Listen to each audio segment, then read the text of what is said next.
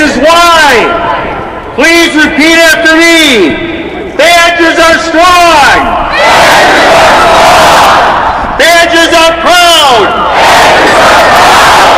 Badgers are righteous. Badgers are fighters. We will not rest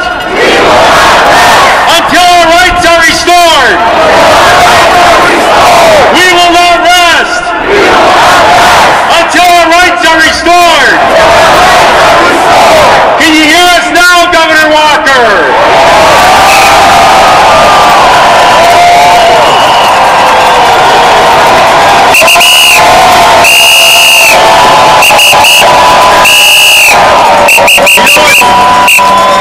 It's firsthand.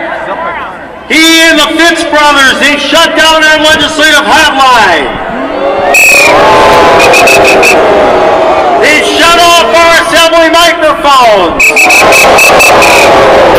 They shut down the rules. They've even disgraced our laws of open government in Wisconsin. And they've even shut down our beautiful Capitol building, the House of Democracy.